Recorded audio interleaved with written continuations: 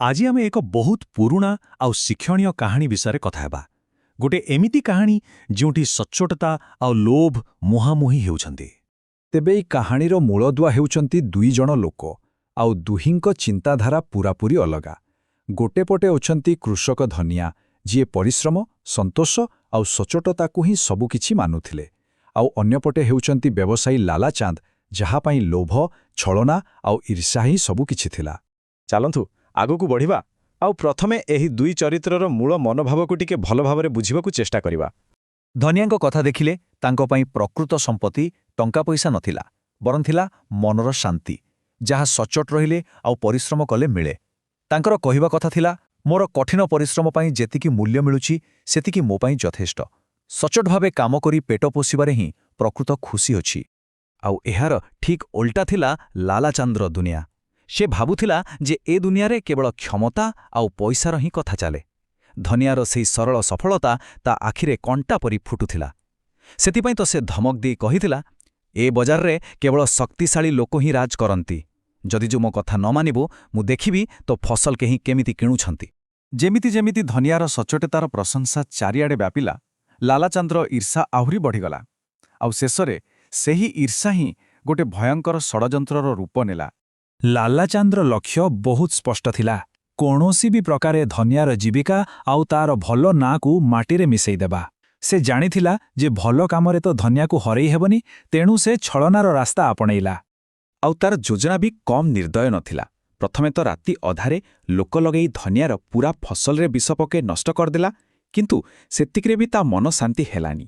ଏହାପରେ ସେ ତାର ସୁନାମ ଉପରେ ଆକ୍ରମଣ କଲା, ଗୋଟେ ସୁନାମୁଦି ଚୋରିର ମିଛ କଳଙ୍କ ଲଗେଇ। ଏହା ଏକ ସୁଚିନ୍ତିତ ଚାଲ୍ ଥିଲା। ଲାଲାଚାନ୍ଦ କ'ଣ କଲା ନା, ଗାଁ ପଞ୍ଚାୟତ ତଲାସି କରିବାକୁ ଆସିବା ଆଗରୁ ଚୁପଚାପ ସେ ମୁଦିଟାକୁ ନେଇ ଧନିଆର କୁଡ଼ିଆରେ ଲୁଚେଇ ଦେଲା। ଧନିଆ ବହୁତ କାକୁତି ମିନତି ହେଲା, କହିଲା ସେ ନିର୍ଦ୍ଦୋଷ, କିନ୍ତୁ ଯେତେବେଳେ କୁଡ଼ିଆରୁ ସେ ମୁଦିଟା ବାହାରିଲା, ସେତେବେଳେ ଗାଁ ଲୋକଙ୍କ ଆଖିରେ ତାର ଭାଗ୍ୟ ସେଇଠି ହିଁ ସ୍ଥିର ହୋଇଗଲା। ଆଉ ପଞ୍ଚାୟତ ପାଇଁ ସେହି ମୁଦି ହିଁ ଥିଲା ସବୁଠୁ ବଡ଼ ପ୍ରମାଣ। ରାୟ ଶୁଣାଗଲା, ଧନିଆ ଆଉ ତା ପରିବାରକୁ ଗାଁରୁ ବାହାର କରିଦିଆଯିବ। ଭାବିଲେ ଟିକେ, ଗୋଟେ ମୁହୂର୍ତ୍ତରେ ତାର ସମ୍ମାନ, ଘର ସବୁକିଛି ଚାଲିଗଲା। ନିଜ ଘରୁ ହିଁ ତାକୁ ବାହାରି ଯିବାକୁ ପଡ଼ିଲା। କିନ୍ତୁ କୁହାଯାଏ ନା, ଯେତେବେଳେ ସବୁ ରାସ୍ତା ବନ୍ଦ ହୋଇଯାଏ, ସେତେବେଳେ ଭାଗ୍ୟ ନିଜେ ଗୋଟେ ନୂଆ ରାସ୍ତା ଦେଖାଏ। ଧନିଆ ସହ ବି କିଛି ଏମିତି ହିଁ ହେଲା। ଗାଁରୁ ତ ବାହାରିଗଲେ, ତାପରେ ପ୍ରବଳ ଝଡ଼ ବର୍ଷା। ବଞ୍ଚିବା ପାଇଁ ସେମାନେ ଯାଇ ଗୋଟେ ଅଜଣା ଗୁମ୍ଫାରେ ଆଶ୍ରୟ ନେଲେ। ଆଉ ସେଇଠି ଯେତେବେଳେ ତା ଝିଅ ଗୁମ୍ଫା ସଫା କରୁଥିଲା, ହଠାତ୍ ତା ହାତରେ ଗୋଟେ ପୁରୁଣା ବ୍ୟାଗ୍ ଲାଗିଲା। ଆଉ ସେହି ପୁରୁଣା ବ୍ୟାଗ୍ ଭିତରେ କ'ଣ ଥିଲା ଜାଣିଛନ୍ତି? ସୁନା ମୁଦ୍ରାରେ ଭର୍ତ୍ତି ଏକ ସମ୍ପତ୍ତି। ଏହା ଯେମିତି ତାର ସ୍ୱଚ୍ଛଟତାର ପୁରସ୍କାର ଥିଲା। ସେହି ଧନ ପାଇଲା ପରେ ଧନିଆ ପାଖ ଗାଁରେ ନିଜ ପରିବାର ପାଇଁ ଗୋଟେ ନୂଆ ଆଉ ସୁଖୀ ଜୀବନ ଆରମ୍ଭ କଲା। ହେଲେ ମଜାର କଥା ହେଉଛି, ସେ ସେହି ଟଙ୍କାକୁ ବିଲାସରେ ଉଡ଼େଇଲାନି, ବରଂ ସେହି ସମାନ ସିଦ୍ଧାନ୍ତ, କଠିନ ପରିଶ୍ରମ ଆଉ ସଚ୍ଚୋଟତାକୁ ନେଇ ନିଜ ଜୀବନକୁ ପୁଣି ଥରେ ଗଢ଼ିଲା। ଏପଟେ ଧନିଆର ଭାଗ୍ୟ ବଦଳିବାର ଖବର ଯେତେବେଳେ ଲାଲାଚାନ୍ଦ ପାଖରେ ପହଞ୍ଚିଲା, ତା ଲୋଭ ତାକୁ ଆଉଥରେ ଅନ୍ଧ କରିଦେଲା। ଆଉ ଏଥର ସେ ନିଜେ ଖୋଳିଥିବା ଗାତରେ ନିଜେ ହିଁ ପଡ଼ିଲା।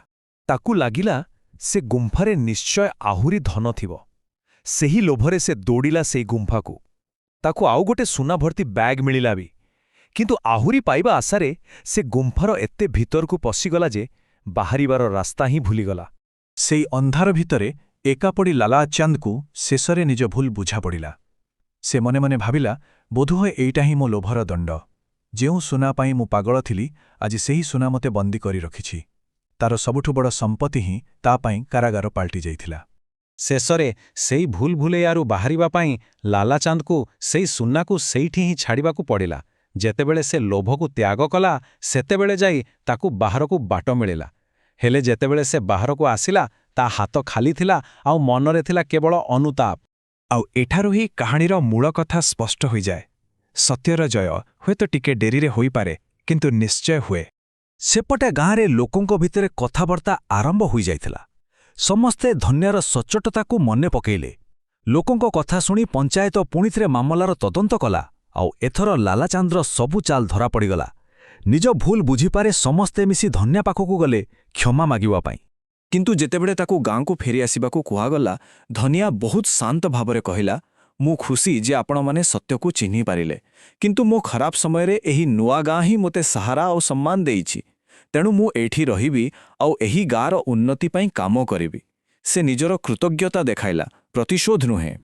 ଆଉ ଶେଷରେ ଯିଏ ଯେମିତି କର୍ମ କରିଥିଲା ସେ ସେମିତି ଫଳ ପାଇଲା। ଧନିଆ ନିଜ ନୂଆ ଗାଁରେ ସମ୍ମାନର ସହିତ ଏକ ସୁଖୀ ଜୀବନ ବିତେଇଲା, ଆଉ ଲାଲାଚନ୍ଦକୁ ଦଣ୍ଡ ମିଳିଲା ଏବଂ ତାକୁ ସବୁଦିନ ପାଇଁ ଗାଁରୁ ବାହାର କରିଦିଆଗଲା। ଏହି କାହାଣୀର ଶିକ୍ଷା ବହୁତ ସରଳ, ଶୂନ୍ୟଠାରୁ ବି ଅଧିକ ମୂଲ୍ୟବାନ ହେଉଛି ସଚ୍ଚୋଟତା। ତେବେ ଏହି କାହାଣୀ ଶେଷରେ ଆମ ମନରେ ଗୋଟିଏ ପ୍ରଶ୍ନ ଛାଡ଼ିଯାଉଛି, ପ୍ରକୃତ ସମ୍ପତ୍ତି କ'ଣ, ସୁନା ନା ମନର ସନ୍ତୋଷ? ଆମ ଜୀବନରେ ଆମେ ପ୍ରକୃତରେ କେଉଁ ଜିନିଷକୁ ଅଧିକ ମୂଲ୍ୟ ଦେବା କଥା?